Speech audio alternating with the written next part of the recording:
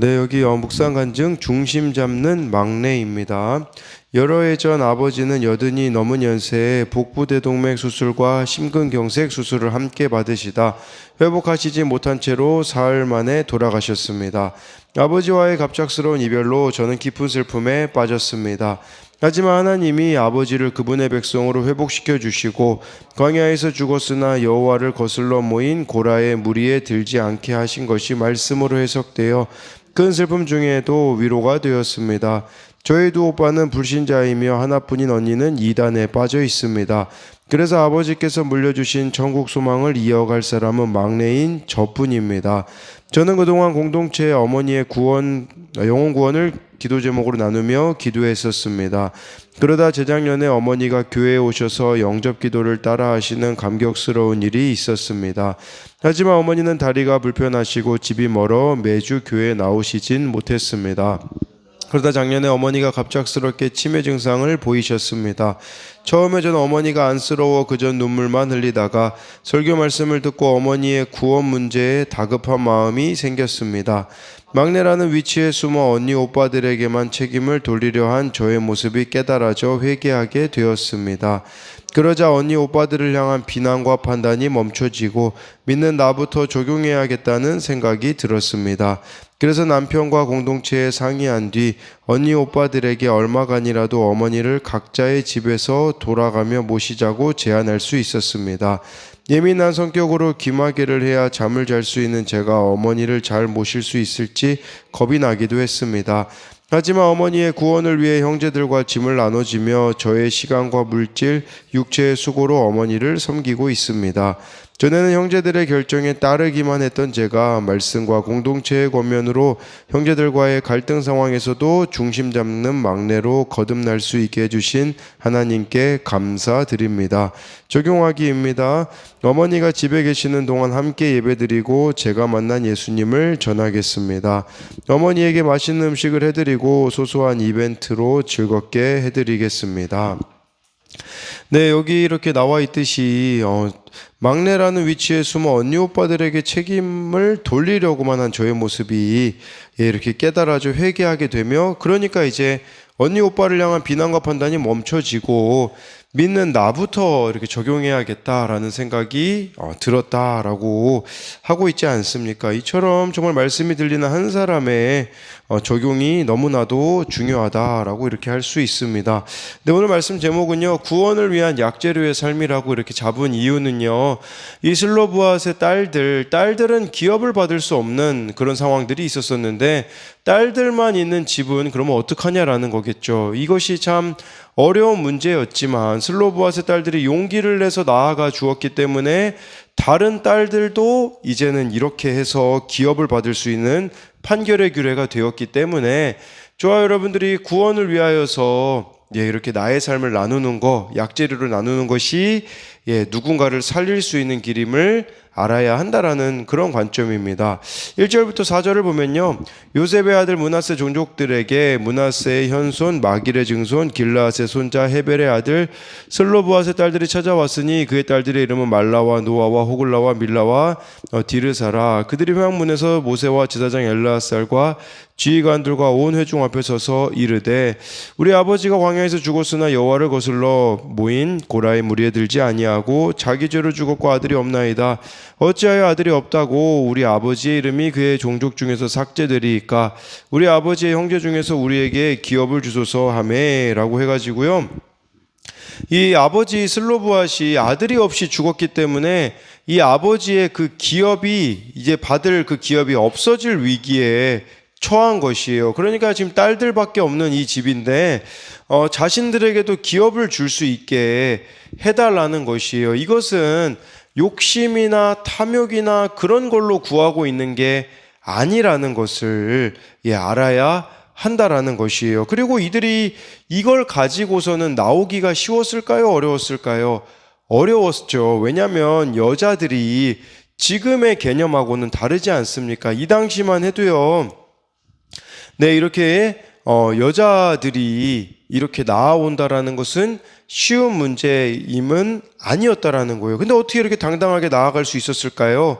그 이유는요, 욕심이 없었기 때문이다라고 할 수가 있는 것이에요. 정말 하나님이 주신 이 기업을 귀하게 여겼기 때문에 이걸 가지고서는 나아갈 수가 있었다라는 거죠.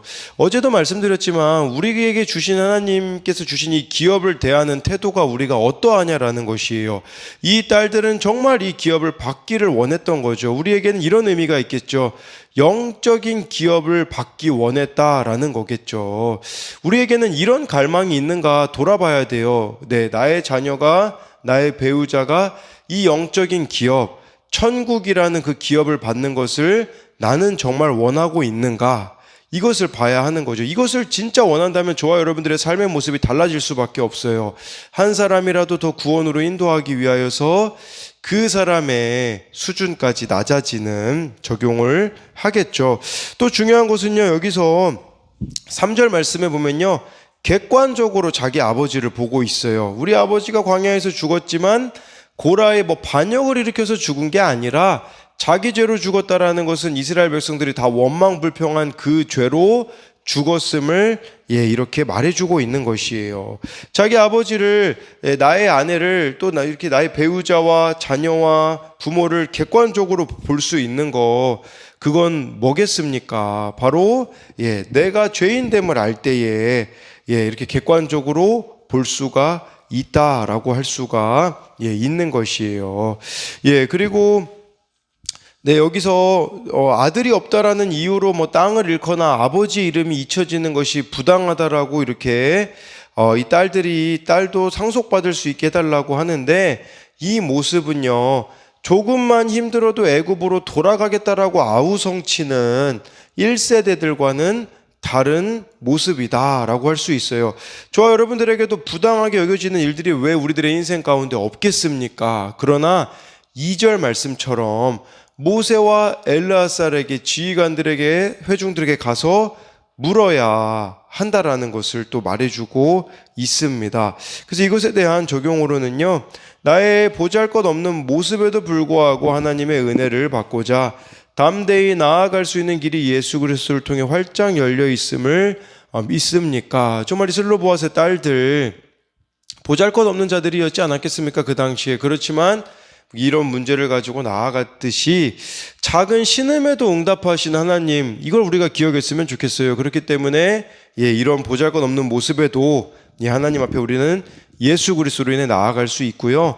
나의 가정이 영적인 기업을 얻는데 얼마나 관심이 있습니까? 이것은 저와 여러분들이 구원에 관심이 있냐라는 뜻이에요. 정말 내 자녀가 구원받는 거, 배우자가 구원받는 거, 부모가 구원받는 것에 대해 얼마나 관심을 가지고 있느냐라는 것이고요. 마지막 적용 질문은 내가 구하고 있는 것은 탐욕에 근거합니까? 아니면 거룩한 열망에 근거합니까? 이 슬로보아스의 딸들이 이 아버지의 기업을 달라고 하는 것은 탐욕이 아니었었다라는 거겠죠. 그러니까 우리도 뭘 기도하고 있는가를 한번 봤으면 좋겠어요. 야망과 탐욕인가? 아니면 구원과 거룩한 열망인가? 이걸 돌아봐야 한다라는 것이겠죠. 5절부터 7절을 보면요, 모세가 그 사연을 여호와께 아뢰니라. 여호와께서 모세에게 말씀하여 이르시되 슬로보아스의 딸들의 말이 옳으니 너는 반드시 그들의 아버지의 형제 중에서 그들에게 기업을 주어 받게 하되 그들의 아버지의 기업을 그들에게 돌릴지니라. 모세가 그 사연을 하나님 앞에 가지고 왔다라는 것은 사건을 하나님 앞에 가지고 나아갔다라는 것이에요.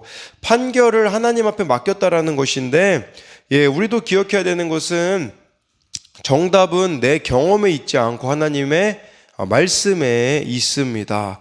그러니까 어떤 사건을 만나든지 하나님께 가지고 가야 된다라는 의미도 있겠고, 두 번째 의미는 공동체에 가지고 가야 된다라는 것이에요. 이 두 가지가 사건이 해결될 수 있는 길이라는 것이겠죠. 이 공동체에 가지고 간다라는 것도요, 그런 경우들이 있어요. 막 나누고 싶은 것만 막 나누고 이렇게 가리려는 그런 시도들이 있는데, 그것이 아니라 솔직하게 이렇게 가지고 나아가야 해결이 되어진다라는 거죠. 근데 왜 우리가 나누지 않을까요? 하나님께 왜 아뢰지 않을까요? 그 이유는요, 내 생각이 옳다고 착각하기 때문이다라고 할 수가 있어요. 그래서 정말 이 모세는 슬로보아스의 딸들을 간청을 하나님께 했잖아요. 여자들의 의견이라고 모세는 무시하지 않았어요. 관행이나 전통을 앞세워 묵살하지도 않았고요. 자기 생각대로 판단하여 돌려보내지도 않았습니다. 모세의 겸손은요, 모르면 묻는 거에 있어요. 저와 여러분들이 겸손도 다른 데 있지 않습니다. 하나님께 묻는 게 겸손이다 라고 할 수 있는데, 그때 하나님이 응답을 주시잖아요. 7절에 슬로보아스 딸들의 말이 옳다라고 이렇게 말씀해 주고 있는 것이죠. 이 하나님의 응답을 보면서 또 우리가 알 수 있는 게 뭐겠습니까? 아무리 작은 목소리라도 이렇게 소외시키지 않고 들으시는 이 하나님을 우리는 여기서 볼 수가 있는 것이죠. 그래서 이것에 대한 적용 질문은 어떤 결정을 내릴 때 큐티하며 기도하고 결정하거나 공동체에 묻고 있습니까? 아니면 나의 오름으로 결정을 합니까? 그래서 다른 데 묻지 마시고 그날 말씀에 물으시고 공동체에 묻는 것이 이렇게 답을 해결할 수 있는 길이라는 것을 아셔야 합니다. 8절부터 11절까지를 보면요, 너는 이스라엘 자손에게 말하여 이르기를 사람이 죽고 아들이 없으면 그의 기업을 그의 딸에게 돌릴 것이요 딸도 없으면 그의 기업을 그의 형제에게 줄 것이요 형제도 없으면 그의 기업을 그의 아버지의 형제에게 줄 것이요 그의 아버지의 형제도 없으면 그의 기업을 가장 가까운 친족에게 주어 받게 할지니라 하고 나 여호와가 너 모세에게 명령한 대로 이스라엘 자손에게 판결의 규례가 되게 할지니라 라고 해서요, 하나님께서 답을 주시는데 어떤 사람이 아들이 없이 죽잖아요. 그러면 딸들이 상속을 받습니다. 아들도 딸도 없이 죽으면 형제에게 상속이 되고요. 죽은 사람에게 이 아버지의 형제조차 없다면 가장 가까운 친족에게로 주어져서 이 기업이 이어질 수 있게 되었다라고 말씀해주고 있습니다.